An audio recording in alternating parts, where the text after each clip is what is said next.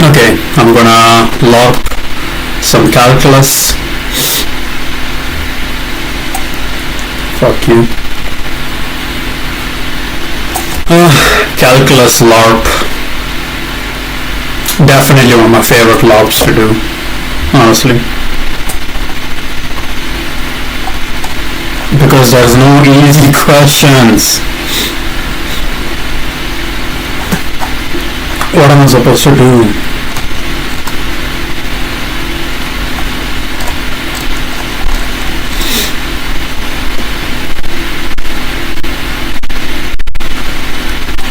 You know what I mean? It's like, it's kind of a LARP. Calculus is kind of a LARP.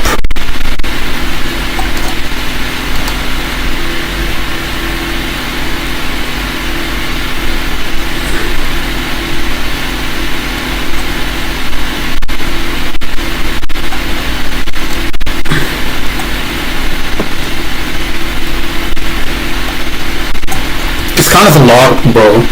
Probabilistic statistics. Look at how much of a LARP it is. It's insane. It's like, it's pretending like it's useful, but it's not. Like, look at the LARP. It's insane, though. Insane amount of LARPing.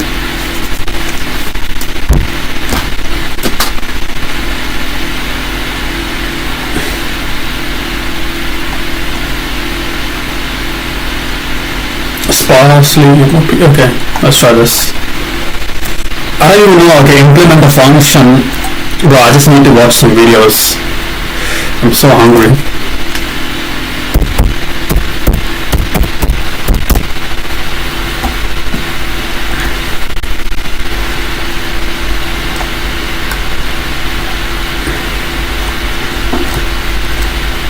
Why?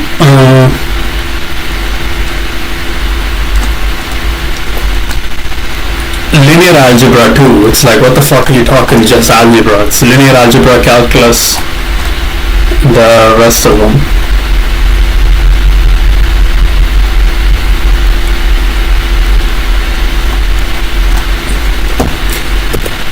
It's like, it's kind of a LARP, but it isn't at the same time, in some weird way. But yeah, I feel like a lot of the LARPing comes from people not even understanding like basic integrals. Yeah, this is a LARP too. This is an extreme LARP.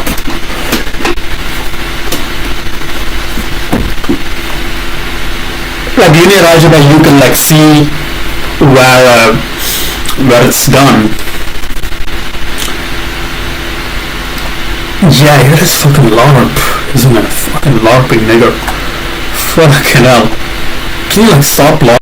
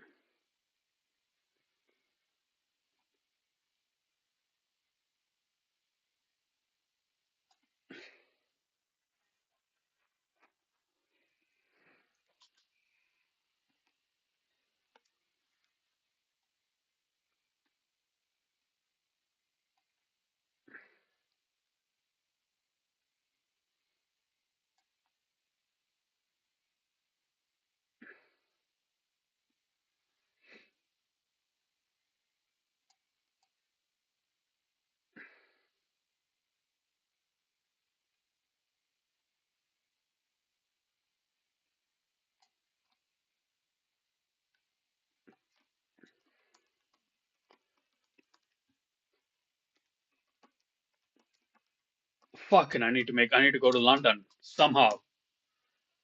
Fuck.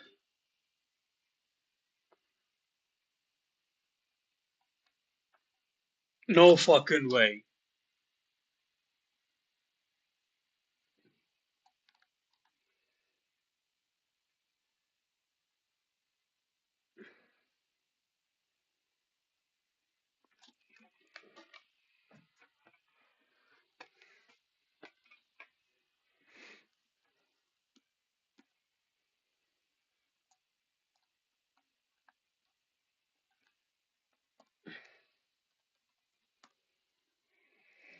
Let's say what a senior data scientist.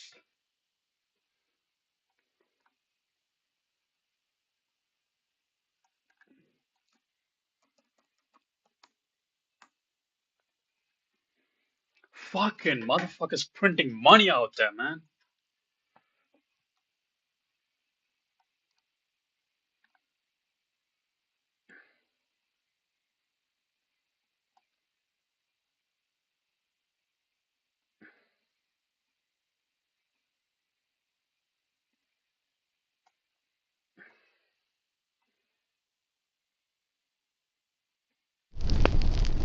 Welcome to Data Science, an Introduction. I'm Barton Polson, and what we're going to do in this course is we're going to have a brief, accessible, and non-technical overview of the field of data science. Now, some people when they hear data science, they start thinking things like data, and think about piles of equations and numbers, and then to throw on top of that science, and think about people working in their lab, and they start to say, that's not for me, I'm not really a technical person, and that just seems much too techy. Well, here's the important thing to know. While a lot of people get really fired up about the technical aspects of data science, the important thing is that data science is not so much a technical discipline, but creative. And really, that's true. The reason I say that is because in data science, you use tools that come from coding and statistics and from math, but you use those to work creatively with data. The idea is that there's always more than one way to solve a problem or answer a question, but most importantly, to get insight, because the goal, no matter how you go about it, is to get insight from your data. And what makes data science unique compared to so many other things is that you try to listen to all of your data, even when it doesn't fit in easily with your standard approaches and paradigms. You're trying to be much more inclusive in your analysis. And the reason you want to do that is because everything signifies, everything carries meaning, and everything can give you additional understanding and insight into what's going on around you. And so in this course, what we're trying to do is give you a map to the field of data science and how you can use it. And so now you have the map in your hands and you can get ready to get going with data science. Welcome back to Data Science Introduction, and we're going to begin this course by defining data science. That makes sense. But we're going to do it in kind of a fun way. The first thing I'm going to talk about is the demand for data science. So start with data science using Python.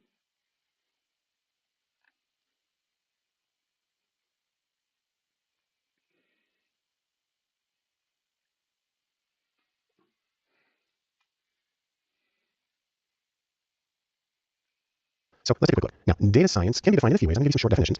Take one on my definition is that data science is coding, math, and statistics in applied settings. That's a reasonable working definition. But if you want to be a little more precise, take two on definition. That data science is the analysis of diverse data, or data that you didn't think would fit into standard analytic approaches. A third way to think about it is that data science is inclusive analysis. It includes all of the data, all of the information that you have in order to get the most insightful and compelling answer to your research questions. Now, you may say to yourself, wait, that's it? Well, if you're not impressed, let me show you a few things. First off, let's take a look at this article. It says, data science is the sexiest job of the 21st century. And please note that this is coming from Harvard Business Review. So this is an authoritative source, and it's the official source of the saying that data science is sexy. Now, again, you may be saying to yourself, sexy? I hardly think so. Oh yeah, it's sexy. And the reason data science is sexy is because first, it has rare qualities, and second, it has high demand. Let me say a little more about those. The rare qualities are that data science takes unstructured data and finds order, meaning, and value in the data. Those are important, but they're not easy to come across. Second, high demand. Well, the reason it's in high demand is because data science provides insight into what's going on around you, and critically, it provides competitive advantage, which is a huge thing in business settings. Now, let me go back and say a little more about demand. Let's take a look at a few other sources. So for instance, the McKinsey Global Institute published a very long paper. You can get it with this URL. And if you go to that webpage, this is what's going to come up. And we're going to take a quick look at this one, the executive summary, the PDF that you can download. And if you open that up, you'll find this page. And let's take a look at the bottom right corner. Two numbers here. I'm going to zoom in on those.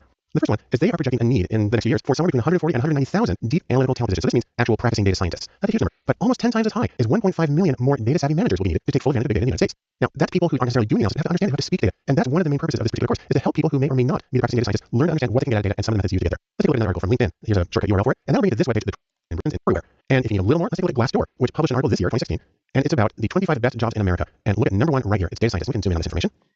It says it's going to be 1,700 job openings with a median base salary of over 116,000 and fabulous career opportunities and job scores. So if you want to take all this together, the conclusion you can reach is that data science pays. And I can show you a little more about that. So for instance, here's a list of the top 10 highest paying salaries that I got from US News. We have physicians, doctors, dentists,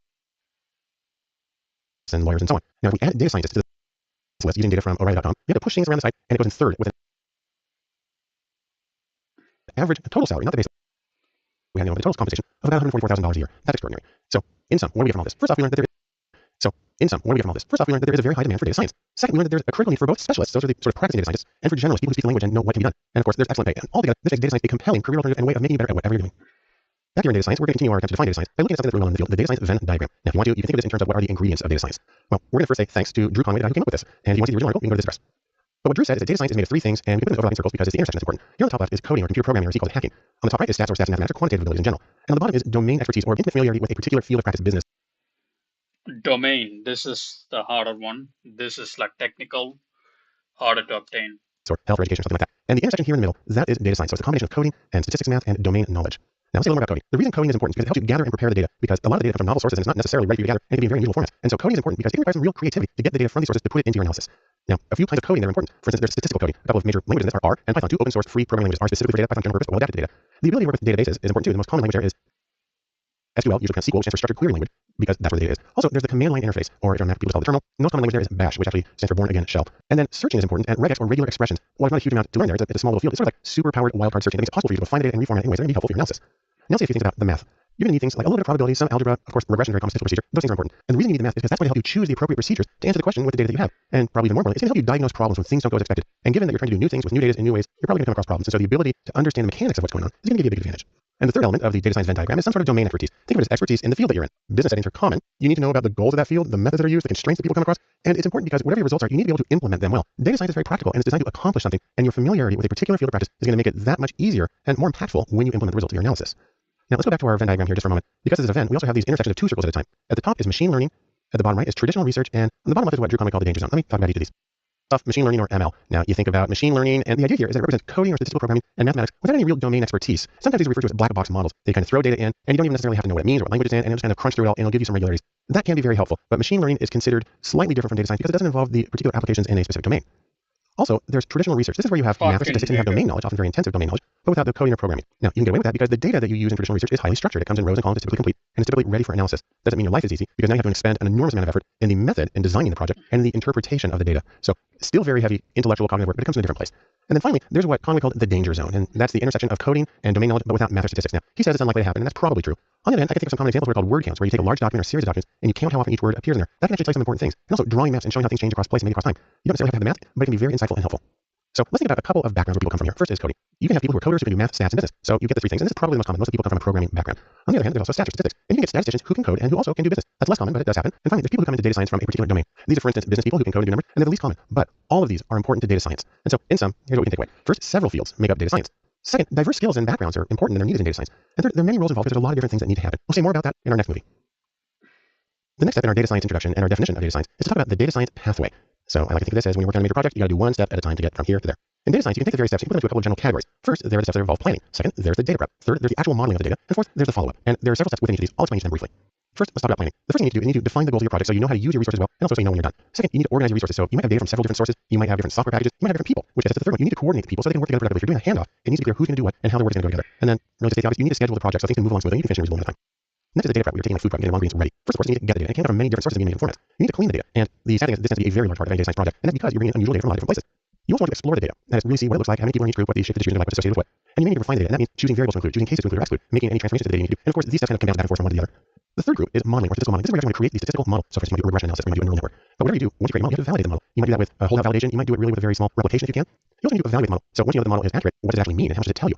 And then finally, you need to refine the model. So for instance, there may be variables you want to throw out, there may be additional ones you want to include. You may want to again transform some of the data. You may want to get it so it's easier to interpret and apply. And that gets us to the last part of the data science pathway. And that's follow-up. And once you create a model, you need to present the model because it's usually work that's being done for a client. Could be in-house, could be a third party, but you need to take the insights that you got and share them in a meaningful way with other people. You also need to deploy the model. It's usually being done in order to accomplish something. So for instance, if you're working on an e-commerce site, you may be developing a recommendation engine. It says people who buy this might buy this. You need to actually stick it on the website and see if it works the way you expect it to.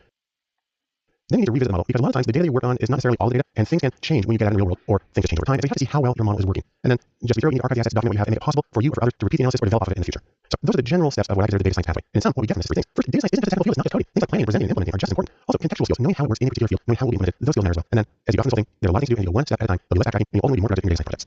We'll continue our definition of data science by looking at the roles that are involved in data science, the way that different people contribute to it. That's because it tends to be a collaborative thing, and it's meant to say we're all together, working together for the same goal. So let's talk about some of the roles involved in data science and how they contribute to the projects. First off, let's take a look at engineers. These are people who focus on the back-end hardware, for instance, the servers and the software that runs them. This is what makes data science possible, and it includes people like developers, software developers, or database administrators, and they provide the foundation for the rest of the work. Next, you can also have people who are big data specialists. These are people who focus on computer science and mathematics, and they may do machine learning algorithms as a way of processing very large amounts of data, and they often create what are called data products. So a thing that tells you what restaurant to go to, or that says you might know these friends, or provides ways of linking up photos. Those are data products, and those often involve a huge amount of very technical work behind them.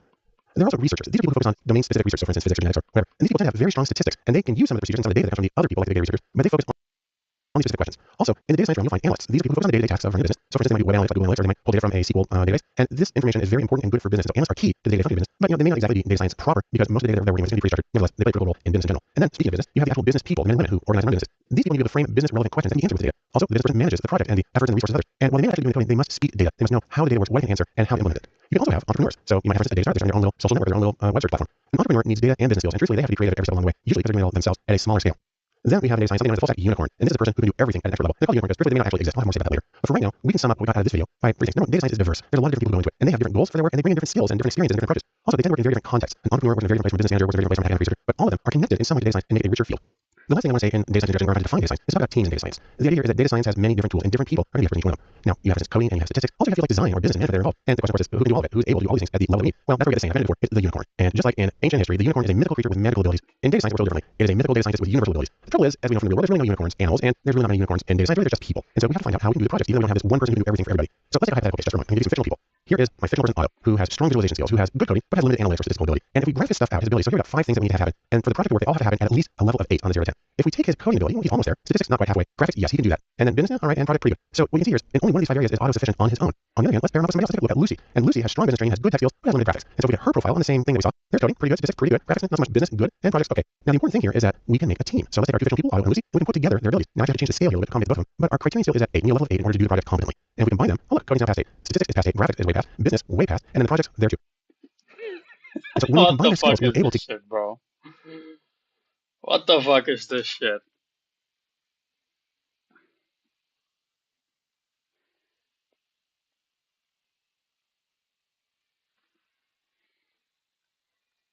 get the level that we need for every different goals. It depends on what kind of graphics you're working with. There's a very valuable data set, and maybe millions of something's going on in the current situation, it's not working anymore, and you need to find what's going on, and you need to find ways to improve. The open-ended information we get past your existing categories of memories can be one of the most useful methods for getting that data. If you want to put it another way, you want to do interviews when you don't want to constrain responses. Now, when it comes to interviews, you have one very basic choice, and that's whether you do a structured interview. And with a structured interview, you have a predetermined set of questions, and everyone gets the same questions in the same order. It gives a lot of consistency.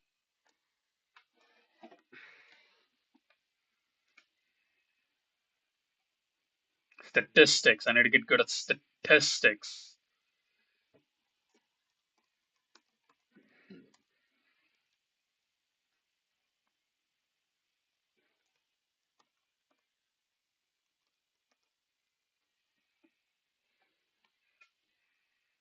I'm Adrian Hill,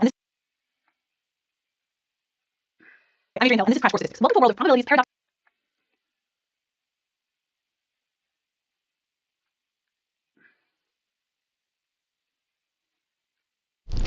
Good day, everyone. This is your lecturer, Monica Wahi, and we're going to start now with section 1.1, what is statistics, and even talked about a few examples there. So I hope you enjoyed my lecture. Greetings, this is Monica Wahi, lecturer at Library College, bringing you your lecture on section 1.2 on the topic of sampling. So here are your learning objectives for this particular lecture. At the end of this lecture, the student should be able to define sampling frame and sampling error. The student should be also able to give one example of how to do simple random sampling and one example of how to do systematic sampling. The student should be able to explain one reason to choose stratified sampling over other approaches, state 2 differences between cluster sampling and convenience sampling, and give an example of a national survey that uses multi-stage sampling. So let's jump right into it here. So we're going to go over in this lecture sampling definitions, and then those different types of sampling I mentioned in the learning objectives: simple random sampling, stratified sampling, systematic sampling, and then convenience and multi-stage sampling. So let's start with some sampling definitions. What is a sample? Okay, so we're going to revisit that concept from the previous lecture.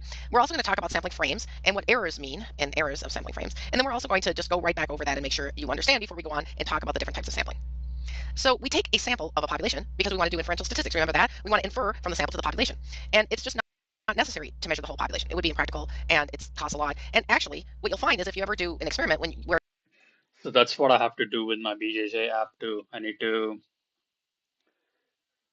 sample images. Okay. you actually do measure the whole population, you'll find that if you get, a pretty good proportion of the population, you just take that, that's all you really needed to talk to. So ultimately, we save resources, especially in That's the thing with like p-hacking too. healthcare, when we do a good job of sampling and use that to infer to the population rather than having to take a census of the whole population all the time. So that brings us to the concept of sampling frame. So the sampling frame is a list of individuals from which a sample is actually selected. And the list may be this physical concrete list, like you can have a list of students enrolled in a nursing college. Or in my other lecture, I gave an example of a list of nurses who work at Massachusetts General Hospital. That could be your list. You go to Human Resources and get that. Or it could be a theoretical list. It could be like the list of patients who present to the emergency department today. Obviously, when you go into work at the beginning of your shift, you're not going to know who's on that list yet, but it could be a theoretical list. But whatever that list is, that is your sampling frame. So those are the people who actually could be selected for your study. So the sampling frame is the part of the population from which you want to draw the sample, and you want to work it such that everybody from your sampling frame has a chance of being selected for your sample. In other words, you don't want to leave anyone that should be in your sampling frame out in the cold. That leads us to the concept of undercoverage. So what is it? It's omitting population members from the sampling frame. They're supposed to be on the list, but they're not there. So how can this happen? Well, let's say you did what I was suggesting in the previous slide. You got a list of nursing students, from college. Let's say somebody signed up that day, or somebody just submitted that day. Maybe they didn't make it into the database in time. You're missing them. Or even like that HR list I talked about at MGH. Well, I know nurses are sometimes temp in different places, and maybe they're not on the payroll. Maybe they're through a temp agency, and so then we would miss those nurses from the sampling frame. And then people who present at the emergency department at night might be different than those in the day. And so if you're really trying to sample from people who present to the emergency department, you can't just look at like some small period of time. You'd have to look at the whole 24-hour cycle. So if you omit population members from your sampling frame, they don't even get a chance to be in it, and that's called undercoverage. Now I'm going to shift around undercoverage. Now, and that's called undercoverage. Now, and that's called undercoverage. Okay, undercoverage is just like omitting. Yeah, I think this is exactly what like people do, right? And they like lie with statistics. Coverage. Let's see how to lie with statistics.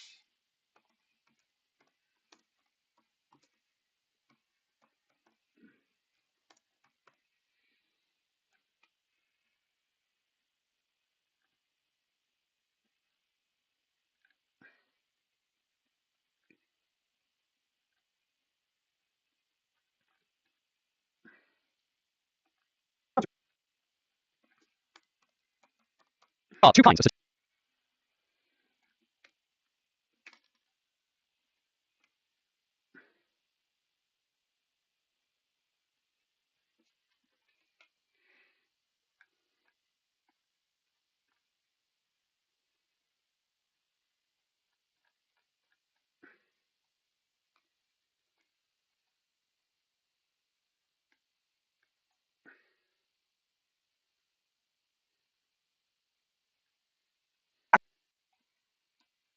Back around 2002, Target was asked this question, which the answer could potentially make the company millions of dollars.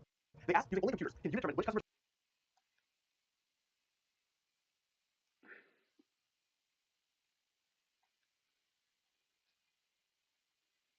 are pregnant, even if they don't want us to know? And from then on, statistician Andrew Pohl was in search of an algorithm to do just that. What he did was analyze the shopping patterns of expected mothers and notice some common behaviors, like an increase in lotion purchases, loading up on vitamins, and more stuff that I know nothing about. And he used this information to not only determine which customers were likely pregnant, but what their expected due date was. And after developing his mathematical model, the statistician had a list of hundreds of thousands of women who were likely pregnant, along with their expected due date and what trimester they were in. And from then on, Target could send coupons at just the right time over the next several months, and even after the baby was born. Now, although Target was cautious about following secrecy laws, it still might turn women away if all of a sudden they start getting coupons for like cribs and diapers and other related items when they didn't in fact tell the company that they were pregnant. So what Target did was just sprinkle these items in along with some other unrelated products when coupons arrived, so it would seem more natural. But about a year after creating this algorithm, something happened though, and this is where it gets interesting. One day, a man walked into a Minnesota Target demanding to see a manager. He was very angry. And apparently what had been going on was Target was sending coupons for things like diapers and cribs and other related items to this guy's high school daughter. And he was very upset about this. He was saying things like, are you guys trying to encourage her to get pregnant? And the manager didn't really know what was going on. He, of course, apologized. And a few days later, the manager called the dad back to apologize again. But this time, the dad wasn't so much angry, but a little more embarrassed. And I think you guys know where this is going. On the phone, the dad said, I in fact owe you an apology. There's been some things going on around here that I haven't been fully aware of, and in fact, my daughter is pregnant and she's due in August. So yes, the statistical algorithm figured out that this girl was pregnant before her dad even knew about it. That right there is the power of statistics, and we're just getting started. In 1964, an elderly woman was walking home from grocery shopping when she was all of a sudden pushed to the ground and had her purse stolen. Now, she was able to get a glimpse of the thief and saw a blonde woman in a ponytail who then fled the scene. Then there was also a man nearby who heard the screaming and saw the woman run into a yellow car that was driven by a black man who had a beard and a mustache. And yes, this is all needed for the story, by the way. A few days after the incident, police ended up catching Janet Collins and her husband Malcolm, who matched all the descriptions given by the witnesses. They were He literally have to apologize mid-video. then Pussy. charged with the crime and put in front of a jury. Now, since most of the evidence that could be provided for this was just from the victim and the man who saw the event and what they both witnessed, they brought in a mathematician as well to help prove the guilt of this couple. This mathematician calculated the probability of just randomly selecting a couple that was innocent but also happened to share all these characteristics that were observed by the witnesses. Based on data, the mathematician came up with these numbers, and assuming independent events, we can multiply them all together to find the joint probability that they all happened to apply to an innocent couple. Turns out there was less than a 1 in 12 million chance that this random couple, who just happened to fit all those descriptions, was innocent. So the jury returned a guilty verdict. And this is actually a very famous case in terms of using statistics in the courtroom. Another quick example is that of Sally Clark, who was found guilty of murdering her 2 infant sons back in the 90s. Her first son died suddenly in 1996 due to unknown causes, so it was assumed it was a case of SIDS, or sudden infant death syndrome. But about a year later, she gave birth to her second son, who was then found dead 8 weeks after his birth, again of unknown causes. So after this happened and it was reported, the police ended up arresting her and her husband on suspicion of murder. During the trial, a pediatrician professor testified that the chance of 2 infants dying due to SIDS at around the same time relative to their birth was about 1 in 73 million. And again, 1 in 73 million is way beyond a reasonable doubt. So it was more likely this was an event of shaking or smothering or whatever. And Sally Clark was found guilty and sentenced to life in prison. So you can see statistics has a lot of power in our world, whether it be advertising, criminal cases, and so on. But what's also really powerful and way easier to do is lie, mislead, and misinform using statistics. And you don't even have to use wrong data to do this. I mean, I've already done that multiple times in this video. I'm going to talk about that soon. So yes, this next part, for all you people who comment on videos before watching the entire thing, because there is more I'm going to say. But let's start off light though. In 2007 in the UK, an ad was released for Colgate that claimed the classic 80% of dentists recommend Colgate. It wasn't long before the advertising Yeah, it's also making a lot of epistemic presuppositions too. Like every scientific statement has like 20 different thing.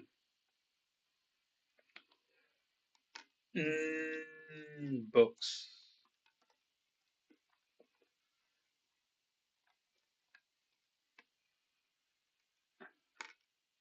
Now, advertising standard authority of the UK ordered they abandon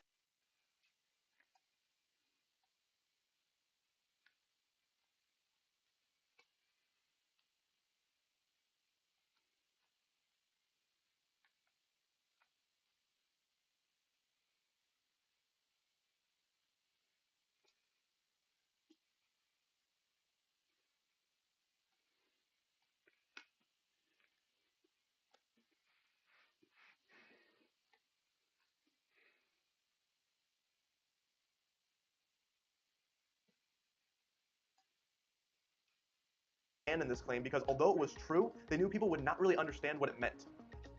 The study that was done allowed dentists to answer with more than one toothpaste. So like dentist 1 might say, I recommend Colgate, Crest, or Oral-B. Dentist 2 might say Colgate, Crest, or Sensodyne, and similar for dentist 3, 4, and 5. In this scenario, 80% of dentists do recommend Colgate, that is true. But 100% of dentists recommend Crest in this hypothetical, and 80% recommend Oral-B as well. All these numbers are factual, and you can make an advertisement with any of these claims. But again, we know people would not understand what they really meant. Now, for this next part, I'm going to ask you guys a question. If, let's say, hypothetically, the high school dropout rates of a certain country go from 5% one year to 10%, is that a 5% increase or a 100% increase? Because if you're at 5% and you add 5, you get to 10%, obviously. But if you're making, let's say, $5 an hour and you get a 100% raise, you'll be at $10 an hour. So which one of these is it? And I'm sure many of you are saying this seems like a pointless question. Yes, you do add 5 to get to 10, but the physical amount of people who are dropping out would be increasing by 100%. Well, in the spirit of this video, let's have something else. Which one of these paints a more accurate picture? Like, if one of these was posted in the New York Times or on Forbes or whatever, which one tells the people more about what's going on? And I'm actually curious what you guys have to say about that, because I think we're going to hear different answers from different people. But for this next part, I think we're all going to agree. What if, hypothetically, the dropout... Yeah, it's like they tweak data. For example, let's say we have 5% risk of like getting colon cancer doing something, and it goes from 5 to like 10%. That's like 5% increase, right? That's actually like 1, 2, 3, 1, 2, 3, 4, 5, 5% increase.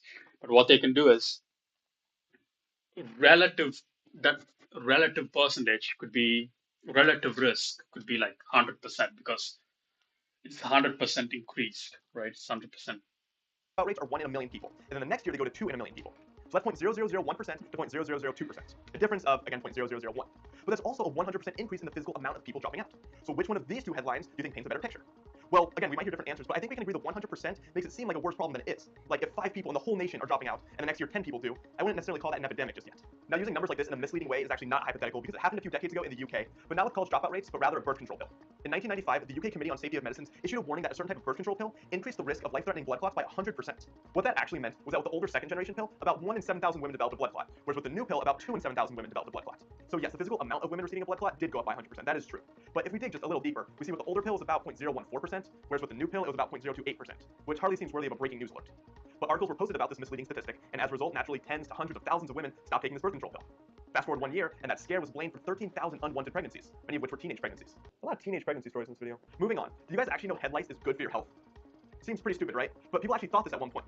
And that brings us to the part of this video titled correlation or causation, or both. Remember, it's usually very easy to determine that two things are correlated from a statistical test, but causation is a completely different thing that isn't so easy to spot. Yet people are very quick to assume that A causes B just because A is correlated to B. Sometimes the logic can be stupidly obvious, like fast-moving wind turbines are positively correlated to fast wind. As one goes up, the other goes up. But does that mean that fast-moving wind turbines cause fast wind?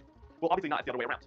But in many cases, it isn't this obvious. Like, what if I said that kids who watch violent TV shows are more violent themselves? Does this mean that those shows cause kids to be more violent? I mean, that could be possible and definitely would be an immediate thought for many people. But what if kids who are more violent just happen to watch more violent TV shows? That also seems perfectly reasonable. So we can't just jump to conclusions too early, even though that's what many people would probably do. Or in the Middle Ages, Europeans saw that people who had head lice were normally healthy, whereas people who were sick rarely ever had head lice. As a result, they assumed that lice would cause people to be more healthy, when in reality, head lice are very sensitive to body temperature. So if people had a fever or anything like that, the head lice would find another host. Then on this subject, we have the third cause fallacy, where two correlated events actually don't cause each other at all, but it's rather a third thing causing both. For example, ice cream sales do not cause an increase in heat strokes, nor the other way around, even though they are correlated. Hot weather is instead the cause of both of them.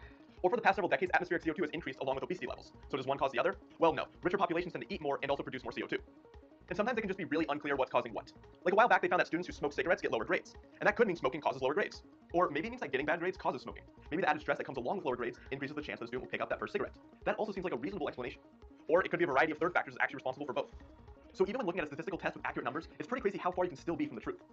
Next, we have a story that will probably have people making assumptions really early. In the 1970s, someone noticed that Berkeley was accepting 44% of male applicants to their graduate school, but only 35% of female applicants. Now, right there, half the internet's like, well, say no more.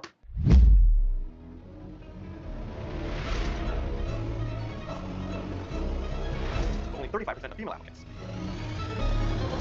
And here we go.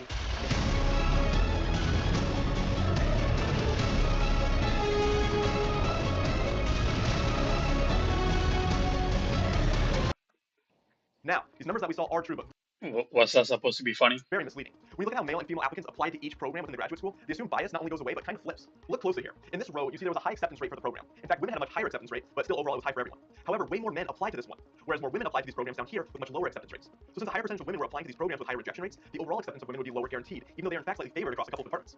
So either of these headlines could be published with the necessary stats to back them up. And all you gotta do is pick which one you want to use, toss the other, throw that into an article, put it in bold right on the top, put the cleverly selected statistics down below it to back it up, and you've got yourself a story. This here was an example of Simpson's paradox, where looking at data as a whole tells a totally different story than grouping the data appropriately, which I'm sure many of you know, but I had to include it here. You guys remember the story of the blonde woman who robbed the elderly lady? Well, like I said, this is a famous case, but not for the use of statistics, but rather the misuse of statistics in the courtroom. This was a classic example of the prosecutor's fallacy. Now, this fallacy comes up when people assume that the probability of A given B is the same as the probability of B given A, which I'm sure many of you know is not usually true from this equation. Like, if I said behind this curtain is an animal with 4 legs, that's the given. What is the chance that it's a dog? Well, you probably do some thinking, like, well, it could be a dog, it could be a cat, it could be a cheetah, it could be a lot of other things. And if you had to come up with a number, you might say 1 in 100, 1 in 1,000, whatever. But if instead I said behind this curtain is a dog, that's the given, what's the chance that it has 4 legs? Well, that's almost a guarantee because most dogs have 4 legs. So you see, switch the given and the question at hand, and the probability can change by a lot. So now let's look at what I said earlier. Turns out there was less than a 1 in 12 million chance that this random couple, who just happened to fit all those descriptions, was innocent. So the jury returned a guilty verdict. This here was wrong. The stats actually showed us that given an innocent couple, the odds that they fit the descriptions was 1 in 12 million. But then I said what the jury had also assumed, that if you switch the given and the question at hand, the probability stays the same, which we just saw can be very wrong. This left side should make sense. Like, if I just grabbed a random couple out of the mall, that's the given, there's a very small chance all of these would apply to them. But this is the false assumption that is the prosecutor's fallacy. We're told or given, hey, here's a couple that fits all those descriptions. If maybe 10 people in the entire city fit all of those, given a random one, there's a 1 out of 10 chance that they're guilty, or a 9 in 10 chance of being innocent, not 1 in 12 million. And remember Sally Clark, who was found guilty of murdering her 2 children? This is also a famous case of the misuse of statistics. Turns out bacterial tests had actually been withheld that would reveal more specific information than a simple multiplication of 2 probabilities, which didn't tell the full story at all. Like, it assumed that the 2 events were independent of each other, when genetic or environmental factors could have definitely been at play. Like I said, Sally was found guilty and sentenced to life in prison, but she only served 3 years when the convictions were finally overturned in early 2003. Up until then, though, Sally Clark was widely criticized in the press as a child murderer, and she was never able to recover mentally from the false accusation. A few years after her release, she developed psychiatric problems and died in her home from alcohol poisoning in 2007. I'm going to repeat that for everyone who didn't follow it. A woman lost 2 of her children due to natural... Shut the fuck up, bro. Shut the fuck In the up, Nation please. of Blobs, there's a popular game based around flipping coins.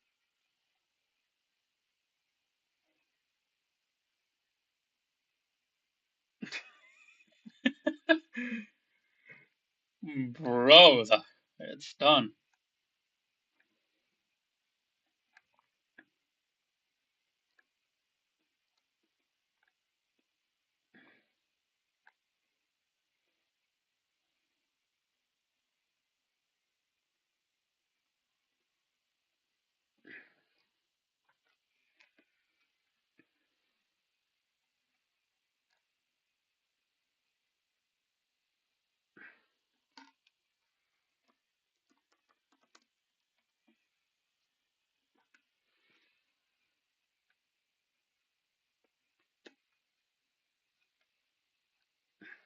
Ability.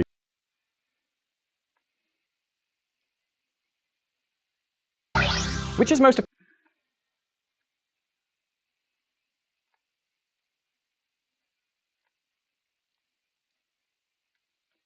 Is game theory used in machine learning? Probably not. Some niche cases, I'm sure.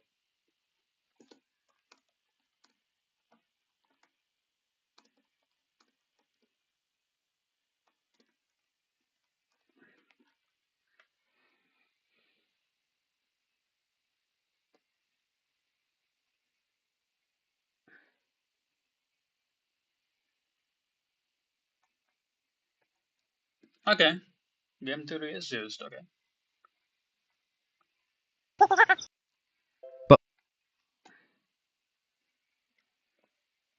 Nigga, what the fuck is your face, bro?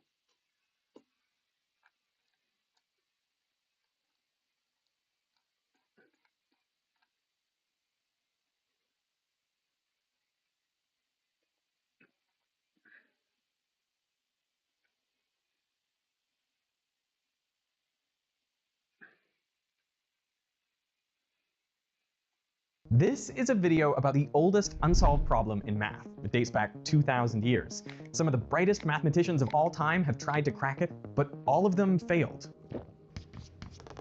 In the year 2000, the Italian mathematician Pier Giorgio Odifreddi listed it among 4 of the most pressing open problems at the time. Solving this problem could be as simple as finding a single number.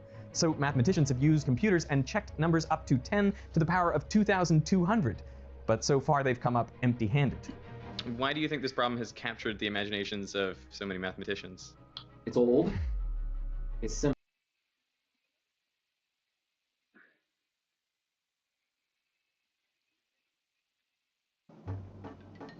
What's the connection between a dripping faucet, the Mandelbrot set, a population of rabbits, thermal convection in a fluid, and the firing of neurons in your brain?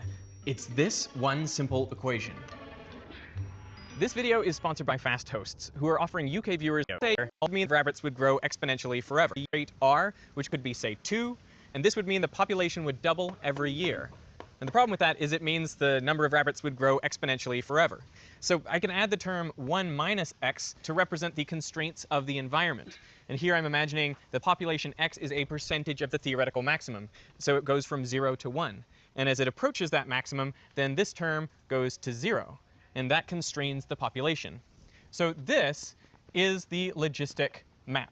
xn plus 1 is the population next year, and xn is the population this year. And if you graph the population next year versus the population this year, you see it is just an inverted parabola. It's the simplest equation you can make that has a negative feedback loop. The bigger the population gets over here, the smaller it'll be the following year. So let's try an example. Let's say we're dealing with a particularly active group of rabbits. So r equals 2.6. And That's just like the distribution of people, right? Like, how is that different from a logistic map? Logistic map and exponential map sounds like it should theoretically keep growing, but let's see. And then let's pick a starting population of 40% of the maximum, so 0.4, and then times 1 minus 0.4, and we get 0.624. Okay, so the population increased in the first year. But what we're really interested in is the long-term behavior of this population. So we can put this population back into the equation. And to speed things up, you can actually type 2.6 times answer times 1 minus answer, get 0.61. So the population dropped a little. Hit it again, 0.619, 0.613, 0.617, 0.615, 0.616, 0.615. And if I keep hitting enter here, you see that the population doesn't really change. It has stabilized, which matches what we see in the wild. Populations often remain the same as long as births and deaths are balanced. Now, I want to make a graph of this iteration. You can see here that it's reached an equilibrium value of 0.615. Now, what would happen if I changed the initial population? I'm just going to move this slider here, and what you see is the first few years change, but the equilibrium population remains the same. So we can basically ignore the initial population. So what I'm really interested in is how does this equilibrium population vary depending on R, the growth rate? Well, as you can see, if I lower the growth rate, the equilibrium population decreases. That makes sense. And in fact, if R goes below 1, well, then the population drops and eventually goes extinct. So what I want to do is make another graph where on the x-axis I have R, the growth rate, and on the y-axis I'm plotting the equilibrium population, the population you get after many, many, many generations. Okay, for low values of R, we see the populations always go extinct, so the equilibrium value is 0. But once R hits 1, the population stabilizes onto a constant value, and the higher R is, the higher the equilibrium population. So far, so good. But now comes the weird part. Once R passes 3, the graph splits in 2. Why? What's happening? Well, no matter how many times you iterate the equation, it never settles onto a single constant value. Instead, it oscillates back and forth between two values. One year the population is higher. It just gets bigger. The scale gets bigger, I think. The next year lower, and then the cycle repeats. The cyclic nature of populations is observed in nature too. I think it's like just zoomed in, isn't it? One year there might be more rabbits, and then fewer the next year, and more again the year after. As R continues to increase, the fork when R spreads apart, and then each one splits again. Now, instead of oscillating back and forth between two values, populations go through a 4-year cycle before repeating. Yeah, that makes sense. When, let's say, one rabbit gives birth to like 2 babies, that's going to be different compared to when one rabbit gives birth to 10 babies, right? The birth and death rate, it's going to remain same, right? The overall logistic map is going to remain the same, but that is going to cycle or period has doubled. These are known as period doubling bifurcations. And as R increases further, there are more period doubling bifurcations. They come faster and faster, leading to cycles of 8, 16, 32, 64, and then at R equals 3.57, chaos. The population never settles down at all. It bounces around as if at random. In fact, this equation provided one of the first methods of generating random numbers on computers. It was a way to get something unpredictable from a deterministic machine. There is no pattern here, no repeating. Of course, if you did know the exact initial conditions, you could calculate the values exactly. So they are considered only pseudo-random numbers. Now you might expect the equation to be chaotic from here on out, but as r increases, order returns. There are these windows of stable periodic behavior amid the chaos. For example, at r equals 3.83, there is a stable cycle with a period of 3 years. And as r continues to increase, it splits into 6, 12, 24, and so on before returning to chaos. In fact, this one equation contains periods of every length, 37, 51, 1052, whatever you like if you just have the right value of r. Looking at this bifurcation diagram, you may notice that it looks like a fractal. The large-scale features look to be repeated on smaller and smaller scales. And sure enough, if you zoom in, you see that it is, in fact, a fractal. Arguably the most famous fractal is the Mandelbrot set. The plot twist here is that the bifurcation diagram is actually part of the Mandelbrot set. How does that work? Well, quick recap on the Mandelbrot set. It is based on this iterated equation. So the way it works is you pick a number c, any number in the complex plane, and then start with z equals 0, and then iterate this equation over and over again. If it blows up to infinity, well then the number c is not part of the set. But if this number remains finite after unlimited iterations, well then it is part of the Mandelbrot set. So let's try, for example, c equals 1. So we've got 0 squared plus 1 equals 1, then 1 squared plus 1 equals 2, 2 squared plus 1 equals 5, 5 squared plus 1 equals 26. So pretty quickly, you can see that with c equals 1, this equation is going to blow up. So the number 1 is not part of the Mandelbrot set. What if we try c equals -1? Well, then we've got 0 squared minus 1 equals -1, -1 squared minus 1 equals 0, and so we're back to 0 squared minus 1 equals -1. So we see that this function is going to keep oscillating back and forth between -1 and 0, and so it'll remain finite, and so c equals -1 is part of the Mandelbrot set. Now, normally when you see pictures of the Mandelbrot set, it just shows you the boundary between the numbers that cause this iterated equation to remain finite and those that cause it to blow up. But it doesn't really show you how these numbers stay finite. So what we've done here is actually iterated that equation thousands of times and then plotted on the z-axis the value that that iteration actually takes. So if we look from the side, what you'll actually see is the bifurcation diagram. It is part of this Mandelbrot set. So what's really going on here? Well, what this is showing us is that all of the numbers in the main cardioid, they end up stabilizing onto a single constant value. But the numbers in this main bulb, well, they end up oscillating back and forth between 2 values. And in this bulb, they end up oscillating between 4 values. They've got a period of 4, and then 8, and then 16, 32, and so on. And then you hit the chaotic part. The chaotic part of the bifurcation diagram happens out here on what's called the needle of the Mandelbrot set, where the Mandelbrot set gets really thin. And you can see this medallion here that looks like a smaller version of the entire Mandelbrot set. Well, that corresponds to the window of stability in the bifurcation plot with a period of 3. Now, the bifurcation diagram only exists on the real line because we only put real numbers into our equation. But all of these bulbs off of the main cardioid, well, they also have periodic cycles of, for example, 3 or 4 or 5. And so you see these repeated ghostly images if we look in the z-axis. Effectively, they're oscillating between these values as well. Okay, school. Multi. Calculus 3, right? Calculus 3.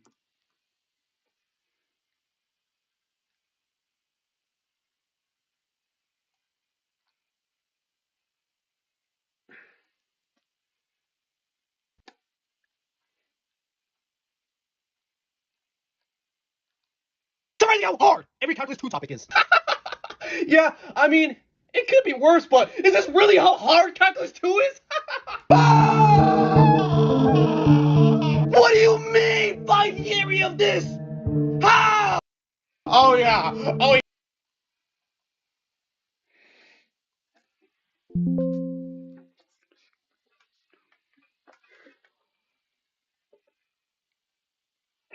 Yeah, here's an integral of a square root of squared again and then multiplied by half. Thank you so much. Get off of me. This is too easy. Plug-in tug in college? Just give me my diploma already. What is this? It's like they're just putting together random ass numbers to make everything even more complicated than it needs to be. Okay, calm.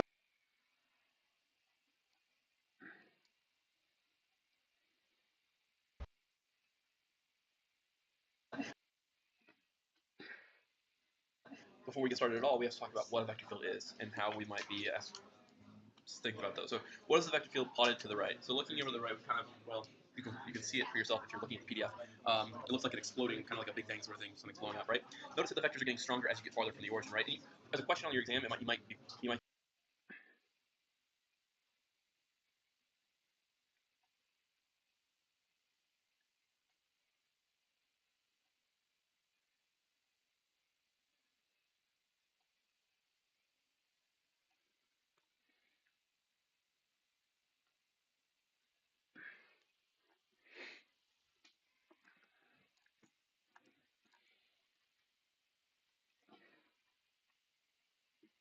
Hey guys, my name is Ali Al-Karaguli. I am a postdoctoral fellow at the NASA Jet Propulsion Lab, and in this video I'm going to explain to you why you probably don't understand Maxwell's equations. And even if you think you do, mathematically you think you do, I'm going to show you that you probably don't have like a deep intuitive understanding of it. And this is something that's very important in physics, is that whenever you learn about something in physics, whether it's mechanics or electromagnetics, you don't learn how to just like solve a bunch of formulas and just move on. You need to actually understand the formulas. You need to understand what they're describing. You need to like feel it. It needs to be like that level of understanding. So that's exactly what we're going to do in this video. So I'm going to go over these 4 equations, and I'm going to go over it in a very simple way, very intuitive. It doesn't matter if you don't have any formal physics training. We're going to be explaining this in very simple terms again, so you can develop a deep intuitive understanding of it. And just so you know, Maxwell's equations are basically the most important equations to understand in the field of electrical engineering.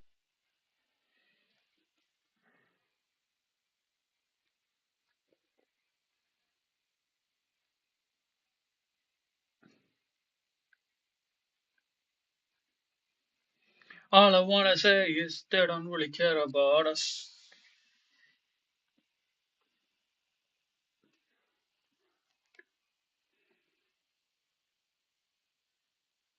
Hey everyone, Houston Math Prep here. In our first video in our Calculus 3 series, we're going to be talking to you about the 3-dimensional coordinate system. So here we have our xy plane. In the xy plane, we can move horizontally and vertically in 2 perpendicular directions. So the xy plane is a 2-dimensional space. We sometimes abbreviate this as R2 or R squared. If we think of taking the xy plane, our 2-dimensional plane, and positioning it inside of our 3-dimensional world, then we're going to lay it down flat, sort of like the surface of a table, with our x-axis pointing mostly forward toward us as we're looking at it, and our y-axis now pointing to the right. You'll notice that we don't have the x-axis pointing exactly straight at us, or we wouldn't be able to see it if we were looking straight down the axis. But we're looking ever so slightly at an angle from our x-axis. We'll take the third axis and draw it vertically through our origin 0, 0 that we have in our xy plane. This is going to be our z-axis, and this new z-axis is perpendicular to our xy plane. This z-axis now allows us to think of the ability to move in 3 perpendicular directions, which gives us 3-dimensional space, what we also call our 3-dimensional Cartesian coordinate system, and we sometimes abbreviate this as R3 or R cubed. It has 3 number lines or axes that all intersect at the value 0. This system is a right-handed coordinate system, and what we mean by that is if I were to take my right arm and lay it down along the first axis, the x-axis, with my right hand fingers pointing in the positive x direction, which is forward toward us as we're looking at it, and I curl my fingers of my right hand, they would curl toward the positive direction of the second axis, which is our y-axis here. And in that case, then my thumb would be then pointing in the positive direction of the third axis, which is our z-axis.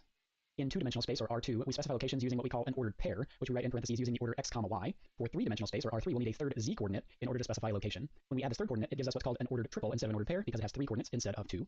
The x-coordinate will tell us how far forward or back the location is in relation to our view, the y-coordinate tells us how far left or right, and the z-coordinate tells us essentially how high or low our point is located inside R3. Now keep in mind we're sketching a 3D space on your 2-dimensional screen right now, so this is only a projection of 3D space, and it might occasionally be awkward for your eyes when we sketch things this way. As with our 2D system, where we had an origin of 0, 0, we also have an origin in our 3D system as well, with coordinates 0, 0, 0. Sometimes you'll come across the origin referred to just as a capital O, or short, which is also why we don't often use capital O to symbolize objects in 3D space like points or vectors. We don't want to confuse them with the origin in this case. When we plot points in R3, we do it much the same that we would in R2, just with an extra coordinate. And here in R3, remember we said we're likely sketching 3D space on a 2D piece of paper or screen, so we want to pay special attention to the idea of moving parallel to an axis as we plot points. We'll show you what we mean by that here in this example. We want to plot the point which we're calling P. One other thing we want to make sure to be aware of when starting out sketching in 3D space is the idea of the coordinate planes. We already sketched one of them. Remember that our xy plane is the horizontal plane containing the x and y axes. We can think of it, we said, like the surface of a table, where we would have all the points in R3 that have a positive z value are above the table, and all of the points with a negative z value are below the table. But every point in our xy plane, essentially on the table, has a z value of 0. If we're looking along the x-axis and we draw a wall in front of you, keeping you from moving forward very far, that wall would be the yz plane. It contains the y and z axes. You can similarly interpret all of the points with a positive x value as being in front of the wall, or in front of that plane, and all of the points with a negative x value being behind it. Our other coordinate plane is the xz plane, containing the x and z axes, with points on the right side of that plane having positive y values and points on the left side having negative y values. If we show all 3 coordinate planes at once, you can see that they all intersect at the origin. Remember, in 2D space, the x and y axes cut the plane into 4 quadrants. Here, the coordinate planes cut 3D space into 8 octants, with 4 of those octants being above the xy plane, and you can see the other 4 being below the xy plane. The order of these octants is not universally agreed upon like we have in 2D space, where quadrants 1, 2, 3, and 4 are always in the same spot, but we do consider the first octant to be the octant where the x, y, and z values are all positive, which is our front right octant on top here in this picture that we have on the screen for you right now. Okay, that's our brief.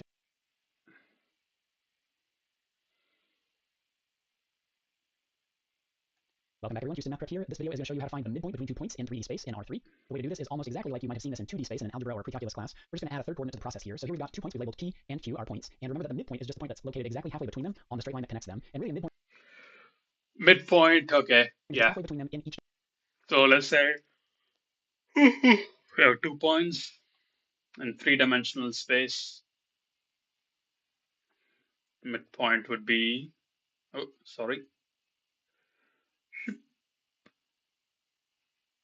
This will be the midpoint. Okay, cool.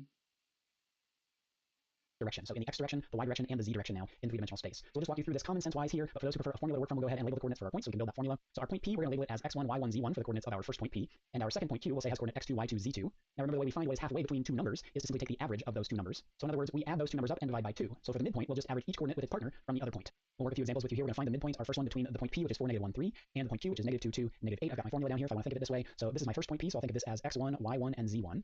And over here with point Q, which is my second point, I'll think of those as my second x value, my second y value, and my second z value, so x2, y2, z2. We'll go ahead and just use our formula here. So then our midpoint will simply be... Yeah, midpoint is just this divided by 2. Average the x value, so x1 plus reduce any of these that we can. These halves over here... Bro, you cannot be serious. This is not calculus 3, come on. Y and z coordinate can't be reduced, but our 2 over 2 certainly... to find the midpoint between P, which is the point 1/2, 0, negative 5/6. So the 1/2 is my x1, 0 is my y1, negative 5/6 is my z1. And for Q, which is our second point, negative 7/4 is our x2, 9/2 is our y. How do I do that programmatically? So let's say we have two array, x and y, and then if I find the midpoint, so a for loop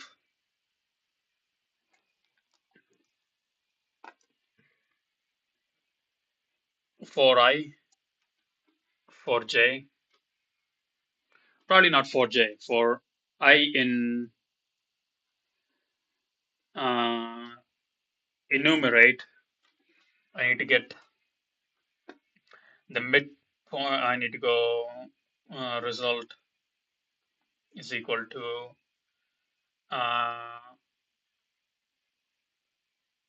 x pa pa pa plus pa pa pa divided by 2. I need to append that into this empty list, and yeah, range will be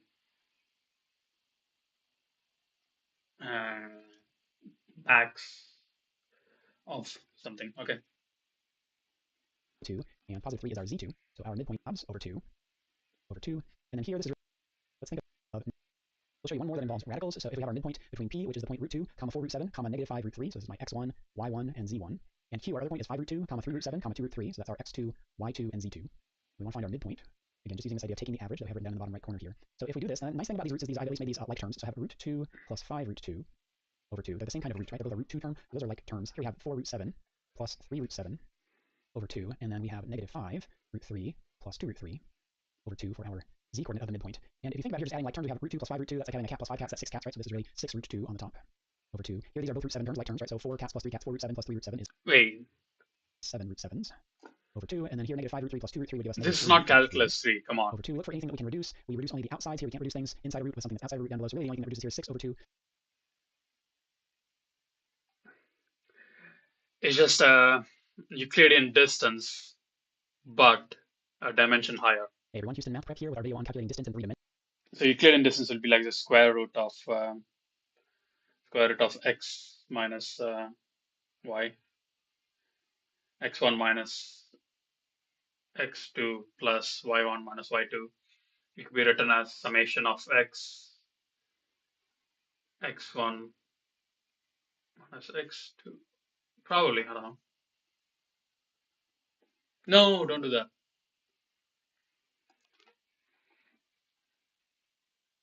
Is that how it is? Hey everyone, Houston Math Prep here with our video on calculating distance in 3 dimensions. If we want to find the distance between 2 points in 3D space, what we're doing is really finding the length of a straight line that runs between those 2 points. If we do a similar thing to what we just did in our previous video in the series about finding midpoint in R3, we'll go ahead and label one of our points P here as x1, y1, z1 for its coordinates, and our other point Q as x2, y2, z2. We're going to briefly show you where the 3D distance formula comes from. We'll start by looking at the distance from P in my picture here to the point that is directly underneath Q at the same height as P, and we're going to think of this dotted line distance as the hypotenuse of a flat right triangle in. So wait, You what? can find this hypotenuse distance using the Pythagorean theorem, or the distance formula from 2D space that you might have seen back in algebra. So if you remember this formula, and even if you don't, we have it here for you, then that gives us the length of this dotted line that runs horizontally from. So we're finding the distance. So basically, like finding the distance, and we're drawing the line. We know the distance of this, and this is a right angle triangle, and we can find the distance for this too. I think same distance. Okay, what is going on? P to the point that is directly below Q. What we'll do now is complete this sort of vertical right triangle that we've already started building here. I think you can see it. And the other leg of this triangle will just be the vertical distance between the two. We can find this just by taking z2 minus z1.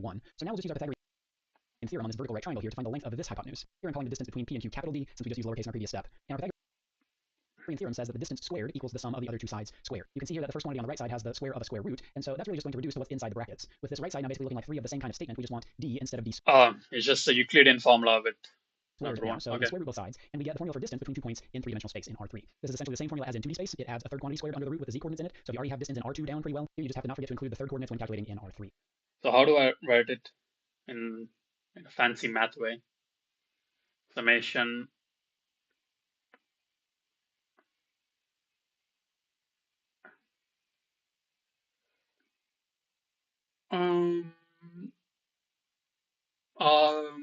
no. How do I write that? I don't know. Q1, okay. Yeah, QP.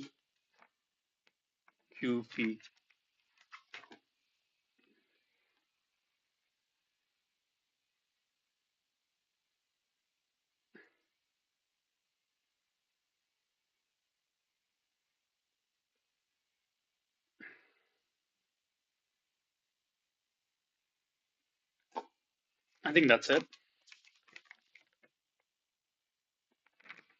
Yeah, square that.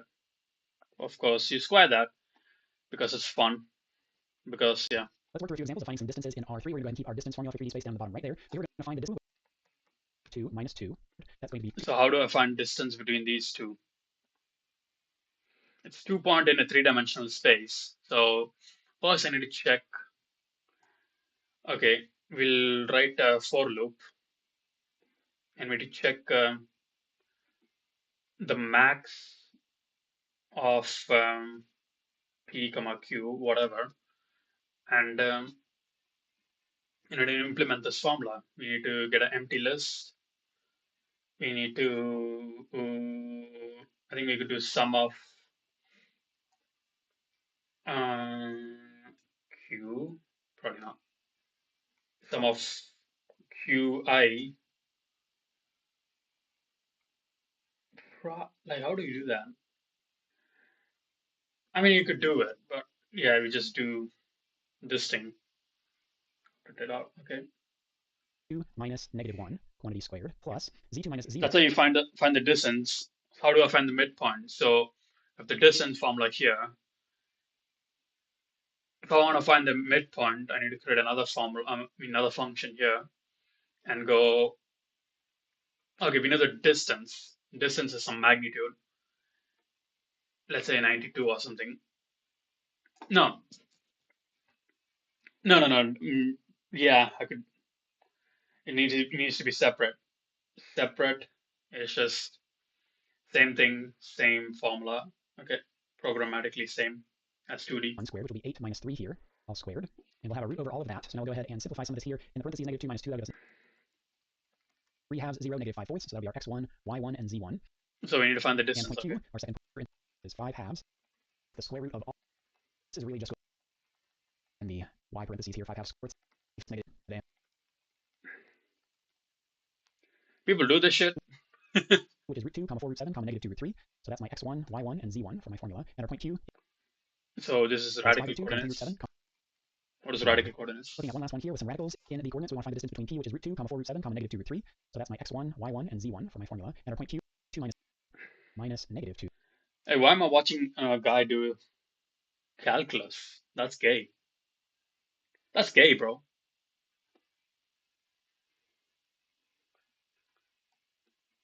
Welcome back everyone, Houston Math Prep here, and here I've got a point plotted in 3D space. If I start from the origin and I count 1 unit in the x direction, and 4 units in the y direction, and 2 units in the z direction going up, I arrive at my point. I'm going to go ahead and tell you that this is the point 1, comma 4, comma 2, I'm going to call it p. And if instead of thinking of 1, 4, 2 as a point, we think about the straight line path traveling from the origin to the point 1, 4. Yeah, we could think that this is how you think, right? So instead of shuk, jung, that's how you think. That's how you think about a vector or a line, whatever. It's not just a line. It's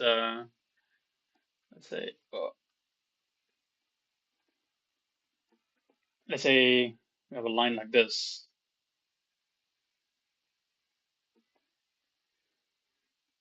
Line like this, right? It's not just that. It's just 2 here, go up, go this way. That's how it's visualized in linear algebra, please. 2. And that's the idea of a vector in 3D space. Here we're calling our vector v, and you can see sort of a one-sided arrow notation above it, which tells us we're talking about a vector. When we write a vector, instead of writing its components in parentheses like we do with a point, we actually write them in angled brackets. So when we see these angled brackets, this can give us another context clue that we're talking about a vector. So it's important to remember that the point 142 is kind of a different object than the vector 142. Another big difference between a point and a vector is that if I move the point 142 to another location, I slide it to some other point in R3, I do a translation of that point, then it's no longer the point 1, 4, 2. It has some other coordinates that make it a different point. If I take the vector 142 and move its initial point off of the origin to some other location, I translate it somewhere else in 3D space, it's actually still the vector 142. So vector is just a line. Point is just a point. So let's say, fuck, this is the point in this vector, and we want to move this somewhere. We just move it somewhere. That's the difference. Okay, we know this. 2. In other words, that object still travels 1 unit in the x direction, 4 in the y direction, and 2 in the z direction from its beginning point to its ending point, from start to finish. So points are location specific in 3D space, but vectors are not. It's a big difference there. Sometimes instead of naming a vector just a single letter like v or w, we'll be a little more descriptive, and we'll call the vector something like pq, as we have here. If we have a PQ, yeah, PQ means, let's say this vector goes from here to here. Fuck no. Here to here. and it's like a 3D whatever. You just have to like visualize it in the way where it goes from here to here to here. That's it. That's P to Q, and you can connect these line, and let's say this is P, and this is Q. Okay, cool, boom. Notation over PQ. This tells us that our vector starts at point P and ends at point Q in space. In this case, my vector traveling from P to Q, if you can see from my picture, maybe approximate, it goes 2 units in the x direction, 6 units in the y, and down 2 units in the z direction. So my vector PQ here is actually 2, 6, negative 2. Fucking The bitch. vector QP also uses these same points, but because of the order listed in the name of the vector, Q then P, this vector actually starts at Q and ends at P. Traveling all of these quantities in the reverse directions means that its coordinates will actually be negative 2, negative 6, positive 2, all exactly opposite. So we can see that changing the direction of a vector gives us a different vector. We see that 2, 6, negative 2, and negative 2, negative 6, 2 are not the same thing here. Whenever we want to find a vector between two known points, we can always take the terminal point, which is the ending point, and subtract the initial point, or the starting point. Let's do a couple of examples of finding a vector between 2 points. So if we're given the points P, which is 5, 1, negative 3, Q, which is the point negative 1, 4, 6, and R, which is the point negative 2, 1, 2, our first one here is asking us to find the vector PQ. So in other words, we are taking simply our terminal point Q minus our initial point P, or each coordinate. So what we'll have here is we'll have negative 1 minus our P, first coordinate, which was 5, comma. Now remember, we're using angle brackets because these are vectors. So our second coordinate will have Q minus P again, which will be 4 minus 1 is our y coordinate there for P. And then for our z coordinate, we'll have the terminal z coordinate minus the initial z coordinate, which is negative 3. You just like add things. Is that what it is? Kind of like minusing it, but okay, P to Q. So how do you like decide which one is which? So let's say like whatever they give you.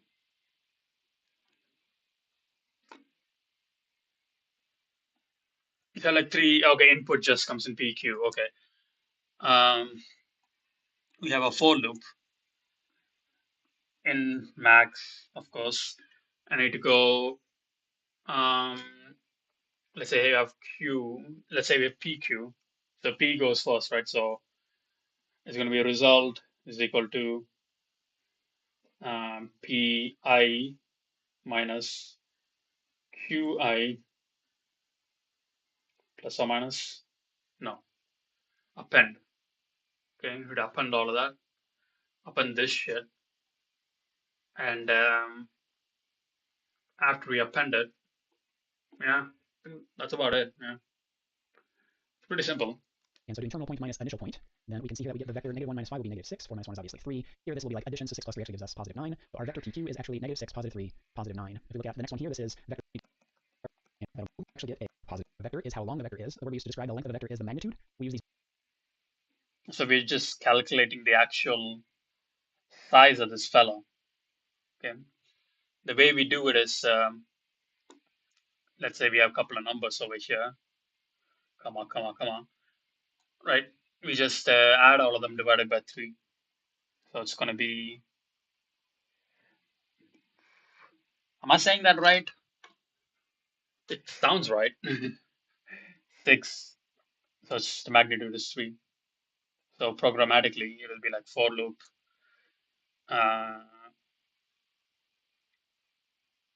Not even for loop. I could just, yeah, for loop maybe. I have a point. I just do sum of. I just return sum of divided by, not really divided by len of v. Brackets here to denote the magnitude of a vector. They look like of vector distance, since the magnitude of a vector is really just the distance between its endpoints, right? So for magnitude, we'll simply square each component of the vector. We'll add all of those up, and then we'll take the square root, much like we do in the distance. Okay, kind of different, but same idea.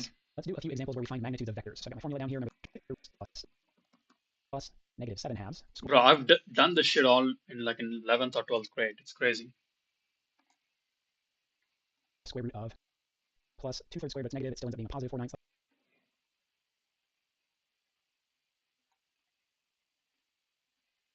Welcome back, everyone. Houston Math Prep here. We're going to talk to you about vector addition and resultants in this video, particularly in 3D space, or R3. Here you can see we have two vectors, v and w. They have 3 components, so it's easy to figure out that these are vectors in R3. To make everything easy to interpret, we're calling the components of vector v, v1, v2, v3, and we're calling the components of vector w, w1, w2, and w3. When we do vector addition, in other words, something like v plus w, remember that's the idea of traveling vector v and then traveling vector w. So what we'll do here is actually move the initial point of our vector w to the end of vector v. And now visually, it's much easier to interpret what vector we'll get when we add these. Our sum of vector v. Bro, are we sure this is calculus 3? Doesn't look like it.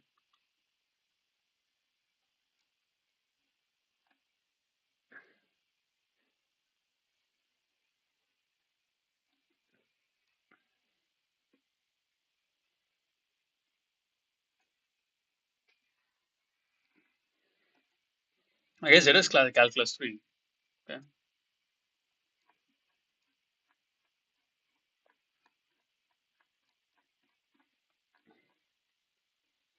Let's try to find out the answer.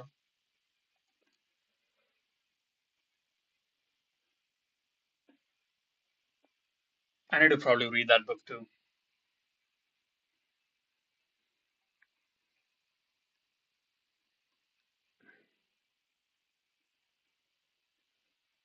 So what is the vector? What vector field is the product?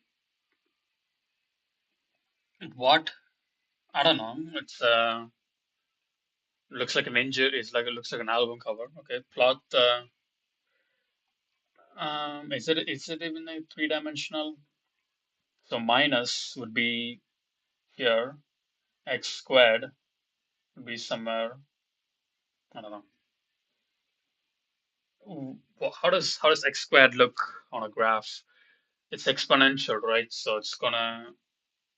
I think it's gonna look like here somewhere. Let me draw it.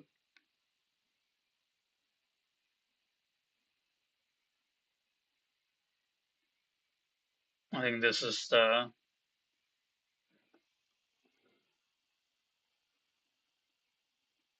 Or it could be here. I don't know. Sounds like it. Okay, let's move on to the next one. Find the gradient vector of the function. Gradient vector. I don't know. Gradient vector sounds fake. No, why do I have to find this? It's stupid. I could just plug this shit in the computer and let the computer do it. The fuck? Have they not find the technology yet? A vector is conservative if conservative if all of the if it's all non-zero, these are non-zero. I don't know. So I need to determine the vector field conservative in the potential function. I don't know. Potential function. Determine the divergence. Yeah, will it diverge? Who knows? E plus vector w will take into account the total amount of units in each direction traveled by both vectors v and w, but it's going to be one vector that's a straight line path instead of two different paths to travel to the final destination. So you can see that when we add these two vectors, our answer is also a vector. This vector here is v plus w. Just like in 2D space, the way that we add two vectors together is simply add them component-wise. So we add the first components of v and w, and that will be the first component of our sum. We add the second components of v and w to get the second component of the sum, and we add the third components of each as well. Another name for the vector that represents the sum of two or more vectors like this is called the resultant. So this is a resultant vector because it's the sum of two vectors. We'll do one quick example of finding a resultant given two vectors. So here, if we're given that vector v is -5, 2, -6, and vector w is 3, 8, -3, we're asked to find the vector v plus w. Okay.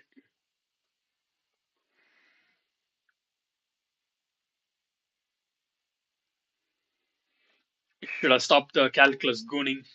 I've been gooning a lot of calculus. Calculus 3, multivariable calculus. Simply need to do to find v plus w is add them component-wise. I want to see some animations, bro. I want to see some colors. I'm hungry as shit.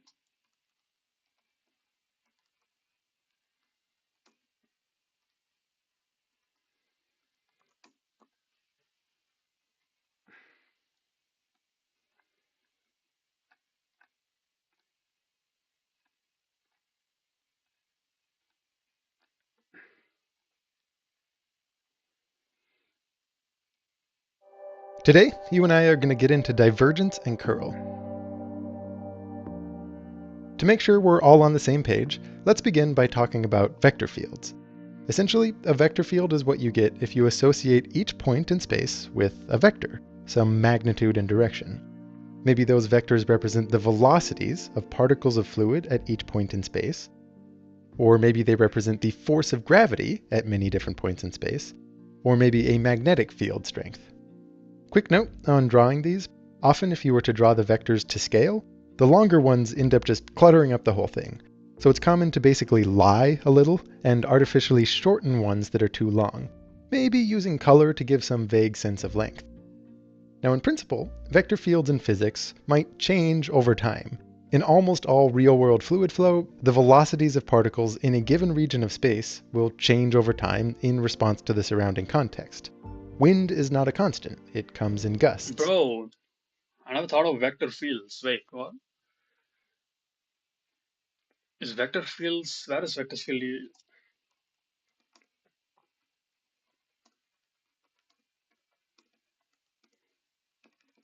Bro, how the fuck did humans find all of this? It's insane.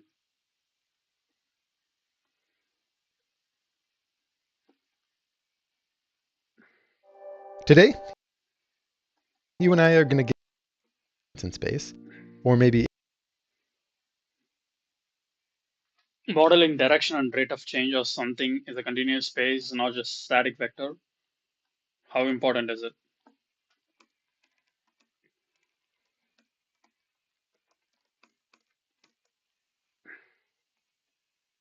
a magnetic field strength. Quick note on drawing these. Often if you were to draw the vectors to scale, the longer ones end up just cluttering up the whole thing. Very important single okay, what do you need for normal ML? Very important single and multivariable calculus, diversion gradients, and chain rule for understanding loss function and backpropagation optimization. Okay, diversion and full vector field for generic tabular vision and NLP divergent call almost never appears explicitly. Gradient. Okay, So it's common to basically lie a little and artificially shorten ones that are too long, maybe using color to give some vague sense of length. Now in principle, vector fields in physics might change over time. In almost all real-world fluid flow, the velocities of particles